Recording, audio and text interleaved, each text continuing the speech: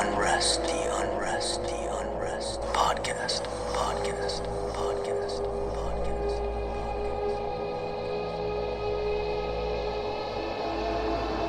Welcome to the Unrest Podcast. I'm Madeline Green.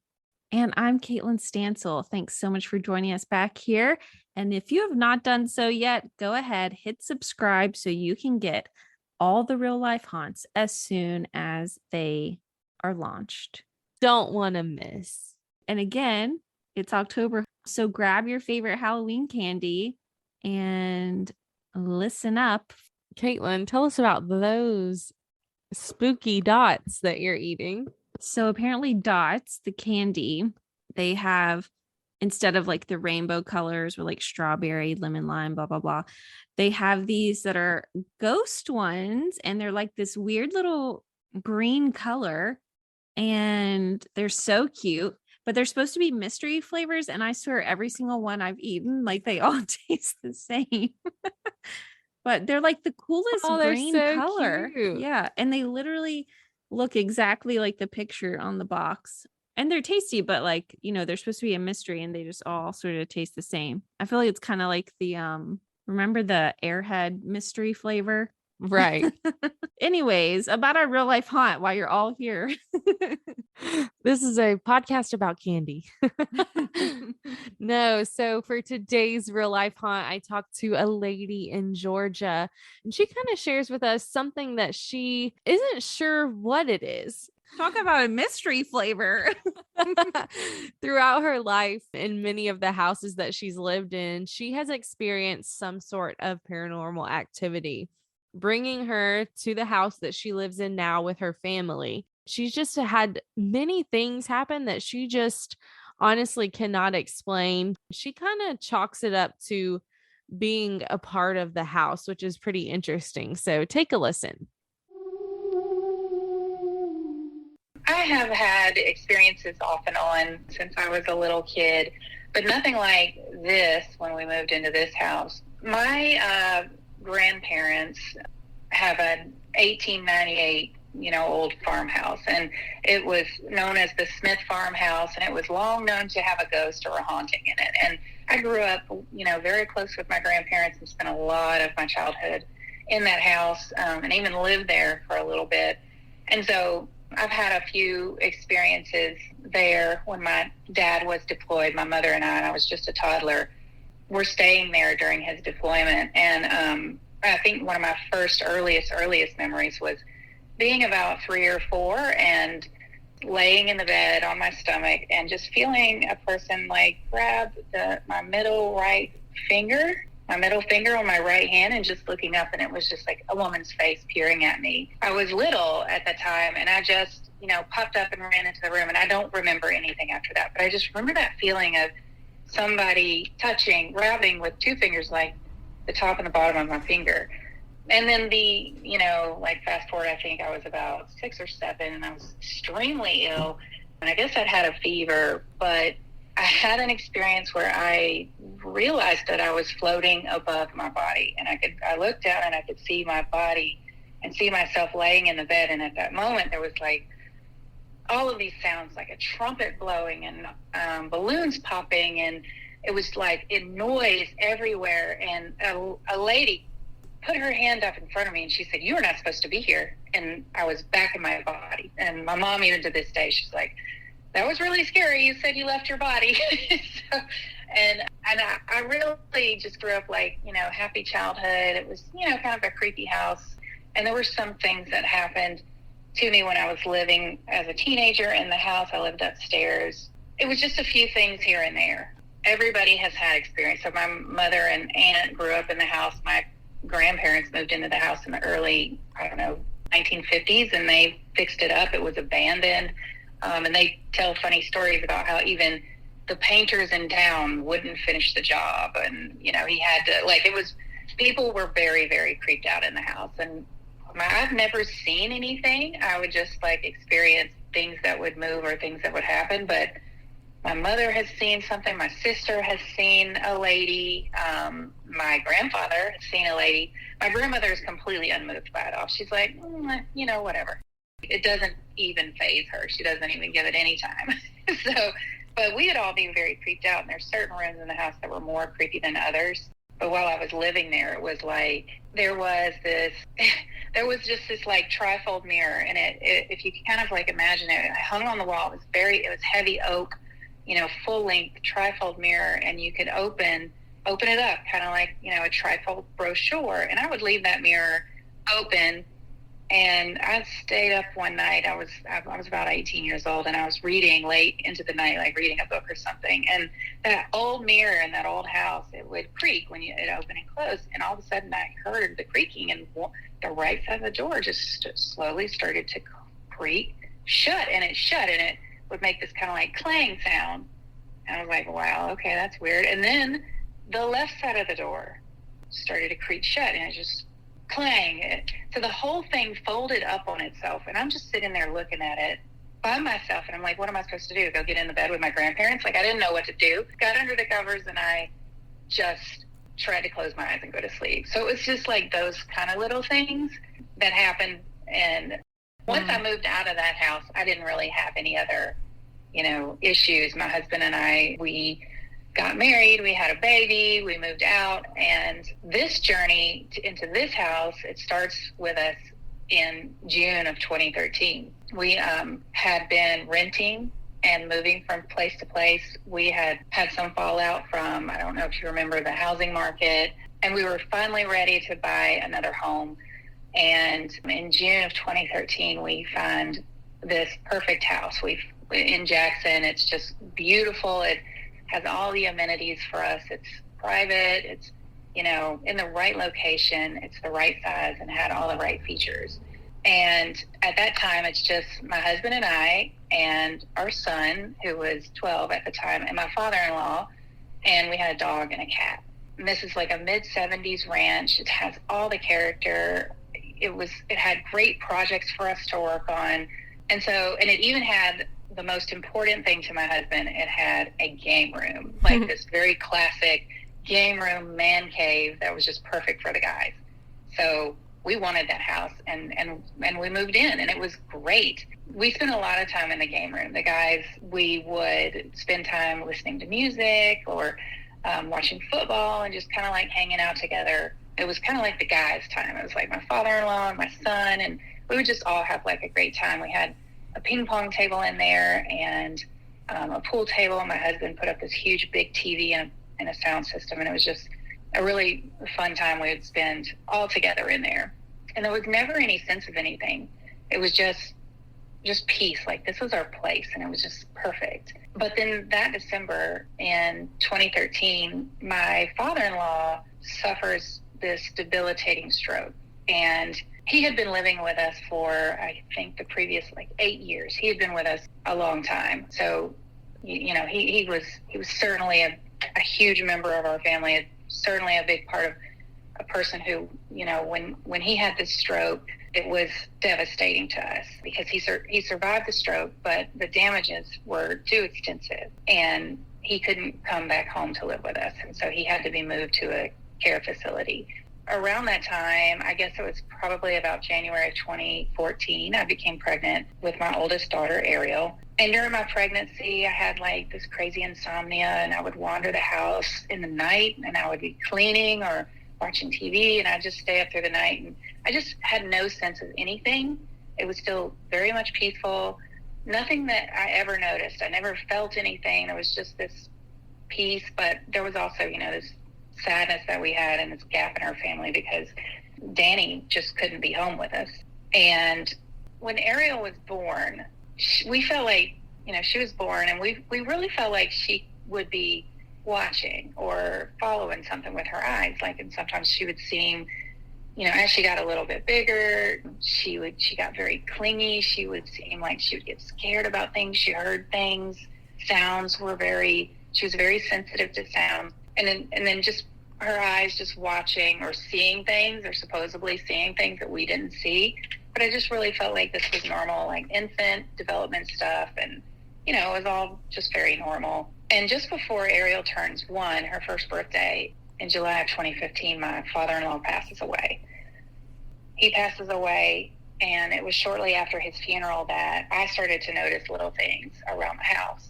And it started very slowly, like very small. Like, I think it was just a couple of weeks later, I was standing in the kitchen and I heard one of the kitchen cabinet doors open and close behind me. And it had been so, it was just like a thing, like somebody going into the cabinet. You know how you know your house, but, nobody was in the room with me. Or I'd hear a sound across the house, and I'd realize the bathroom sink was turned on. Somebody left the bathroom sink on. We had a teenager in the house. He was 13. So, growing boy. I didn't think anything of it.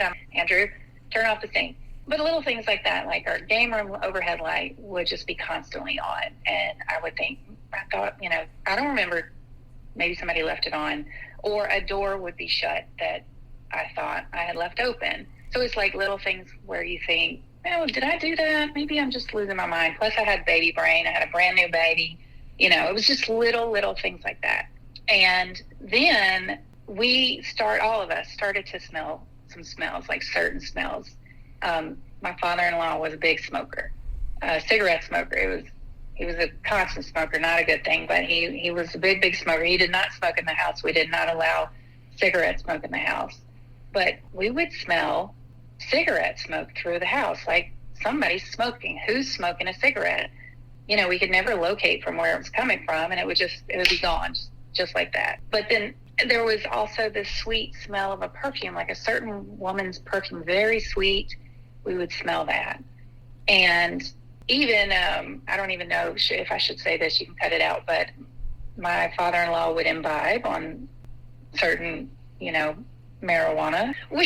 We would smell that. Like, we would smell the freshest, greenest marijuana, unsmoked, like that fresh, green, earthy smell. And it would just be so strange because it would just be in the house. And that wasn't something that we would have in our house. So it was just like those little smells that we would smell. And then early one morning, I went to let out our dog at the front door. And before I opened the door, there was just the strongest smell of cigar smoke. So strong that I was like, there's somebody on the other side of this door smoking a cigar. And it was so strong, the dog started to bark. Like, he's a lab, and he would alert, and he started to bark. So I just opened the door really fast, and there was just nobody there. But that was the strangest thing, because nobody smoked cigars. My father-in-law didn't smoke cigars. Then it was shortly after that we started noticing the knocks, and there were bumps, and just knocking from the back of the house where our bedrooms are. It would just sound like someone knocking on the wall, or someone bumping around in the attic, or something bumping around in the attic. I'm a very light sleeper, and I'd wake up around, when all this started happening. I would hear a sound, what over, in the attic, over our bedroom, to what sounded like our luggage being moved overhead in the attic. This dragging sound. And it didn't scare me. It was just I was like, is this the house? What is this? It was just, there's wood floor in the attic because it's an older house, but it was just like a dragging sound. And sometimes it'd be light and sometimes it'd be heavy, like furniture moving. And it was almost every night that I would hear it. And so my son started noticing the knocks, and they were freaking him out. He didn't like that. He didn't think that was cool at all. And I think he really started to feel very uneasy one day when he had gotten off the bus. Nobody was home, but both our front and back doors to the house were wide open. And, I guess that could happen, right? The doors, that could happen, I suppose. But he had to call the police because both the front and back doors were open, and we couldn't explain why. And he started to, feel very uneasy. For him, I think I was giving his little sister a bath one evening after dinner, and he was washing the dishes. I don't know where my husband was, but one of the dining room chairs, we have a big, heavy dining room table, and the chairs are very heavy, solid.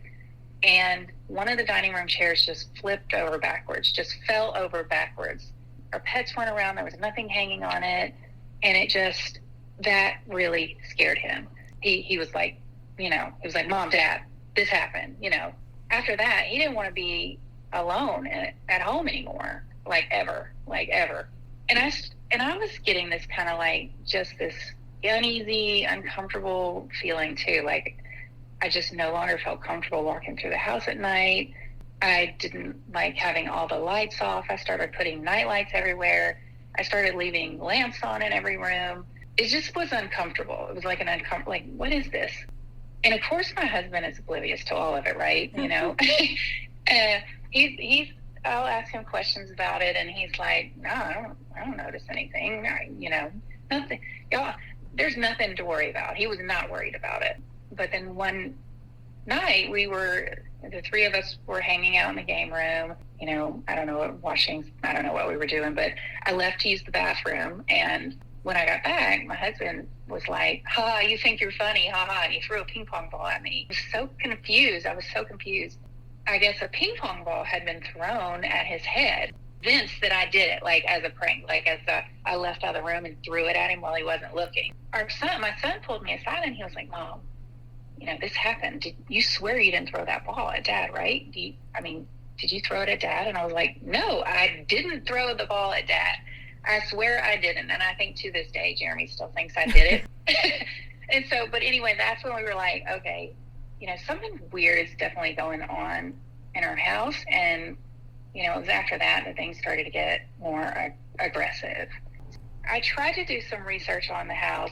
It is a little bit older. It was built in the mid-70s, 1975, and there is some history with the owners. There is a house that is in the back of our yard that's adjacent to us. Family who lived in Jackson years ago, and they had a bunch of children. It's a big old house back there, and they had a bunch of children, and I guess one of their daughters married a man, and I can't remember their name, but his last name was Jackson. And I don't know if this was their property or how it came to be, but they built their house on this property sort of adjacent to her parents' house. They were connected. So there is kind of like this sort of driveway that connects to this back house over there. I don't know how old that other house is or anything more about that family, but it's interesting. It's cool because they built this house, and there's even like initials that have been scratched into the concrete from when they poured the driveway, their names, and then their three children's names. So that's pretty cool. It has this great character. So they built the house and lived here. We did not buy it from the original owners. We bought it from a couple who had been renting it before us. And we knew who was renting it, and we asked them, have you ever experienced anything in this house? And we also asked the original owners, and nobody had ever, you know, had any experience or sense or thought of any sort of presence or ghost or anything. And so, and even when we moved in, there was nothing. It was just perfectly peaceful and wonderful. So, you know, it was just really, really strange. You know, I think I could never believe it was my father-in-law. I believe that entities have the ability to take advantage of human emotions at difficult times. I believe that they, you know, they mimic our past loved ones. I believe my father-in-law passed and he's in heaven. He was a good man. He was a good father. He was a good friend. I don't believe that this is him. I think that the birth of our baby and my father-in-law's illness and then his passing gave room to something that just wasn't invited. And right. I don't know why, and I don't understand it, but that's my thought. I just can't, because when things started to get more aggressive around the house, this was not him. He would not do this to us. So, no, I can't believe that it's him. After the ping pong ball incident, my husband and I, we were jolted awake one night and at 2 a.m. and the TV was just like blasting in the living room. The volume is like maxed out. We had to finally unplug it at the wall, and that absolutely terrified me. I unplugged the TV every night for months before we went to bed because that was so scary. We keep our house generally tidy and in order, so if things are out of place, we notice immediately. And so little things like my husband's knickknacks in his game room, like his little toys would be moved around, or framed photos would be turned. You know, like a kitchen drawer would be hanging open, and that's not, you know, the kind of thing we wouldn't just open a drawer and leave it open. One morning I woke up and went into the kitchen, and 4 of our cabinet doors in the kitchen were all standing open. And, maybe we were doing these things. I had a toddler at the time. Who knows? But these were all like little things that we could just kind of like explain away. But it wouldn't be like us to leave 4 cabinet doors open. We make our bed every morning. And a couple of times my husband had come home to our bed and made like someone was getting in it or someone was looking under it. And we never saw anything. But one night when Ariel was about 2.5, just like out of nowhere, she started screaming and pointing to a corner of our living room. And at the same time, our dog started to alert bark. And that it just freaked my husband out. It freaked us both out. And she was just screaming and screaming until my husband finally just scooped her up and took her out of the room. And we'd ask her, like, what happened? What's the matter? But she never said anything. Like, she never gave us anything that helped us, And after that, I just was like, this made me really mad. Like, this made me feel so angry, like Mama Bear. And that night, I went into the living room and I just said out loud, you will absolutely not scare my baby again. You will stop that. And I just was so furious. I was so mad. My hands were in fists. And I just decided I was not going to give it or those little pranks any more energy. And so I just decided to think of whatever it was as like a part of the character of the house, because this is my house and I wanted our peace back. And so I decided it was not going to scare me anymore. And once I did that, it stopped. Mostly my son had moved out for college. There were still a few knocks here and there and some dragging in the attic. And there was a couple of more ping pong ball incidents, believe it or not. But no, I never could believe that it was my father-in-law. There was sometime later, around in 2018 and 2019, I was going through like a difficult time emotionally. I was dealing with some extended family trauma, some things that happened, and a few of these little pranks had started back up again. I was working from home a lot, and I would hear like a crashing sound, like as if, a shelf had fallen in the closet, but there'd be nothing. I had a couple of pots that just fell off of shelves outside, planted pots, very heavy planters, and they just fell. I'd be working and the attic would just be rocking and rolling. And it was just like, kind of like a thing, like, there's a party going on in the attic. There would be the sound of someone, slamming the back door. So I just wouldn't give it any energy or even talk about it, and it would get quiet, with just a few things here and there. But now, my oldest daughter, she's 8, and she has never felt easy being alone at all. Alone in any rooms. She doesn't want to go in her room by herself. She's like extremely afraid all the time, and she always wants all the lights on. She wants to keep the TV on all night long, and I haven't been noticing any knocks or scratching or anything, but a few months ago she started telling me that she was hearing some knocks on the wall. And so I really worry about her giving whatever this is energy. And so I just told her, I said, we have a family of raccoons in the attic. Believe it or not, they stopped. The knocks stopped for her. And I'm like, okay, good. We're not going to give it any more energy. But 2 weeks ago, and I have never seen anything, but 2 weeks ago, she told me that she saw a shadow person in the bathroom. That's on a whole nother level. I do think that there is something to be said about certain individuals and their energy or their emotions that, invite or open opportunities for things like this. Would say, and I know it's easier said than done because I had to go through my own journey with it, is just try your best not to feed it any negative energy or give it any fear. I just decided to start thinking of whatever this is as part of our house, like the tile on the wall or a closet in a room, like it was just here. And I decided I wasn't going to even, it was just, if I saw something or heard something, I'd just be like, and just move on. So I would recommend just not giving it the energy. I've had people say, well, why don't you have, some ghost hunters come in your house, or why don't you have a psychic come through, or why don't you sage it? I even think those things can empower or enable energies like this to be stronger and latch on. That's just my belief. So I don't know if it's true. This is just some of the things that I think. So I would just say don't give it any more energy or power or belief. And I do think that, thinking back to my father-in-law, I do think that our relatives do visit us in spirit. And I do think they're with us. And I do think there's signs that they are here and that they want us to know that they're okay and they want us to be okay. But it's never going to be an energy that's anything other than comforting and loving. It's an energy that scares you. I would just not give that energy a face to a relative or a loved one that's passed on ever. So what I've had to do to kind of like work through some of these things. So when I was living with my grandparents, I was feeling extremely scared by some of the things that was happening, and just powerless. And I think at one point, I just made a decision then to where it just made me mad that I couldn't be comfortable in my own space. And I just made that decision then, like, you know what? If you live here, I live here.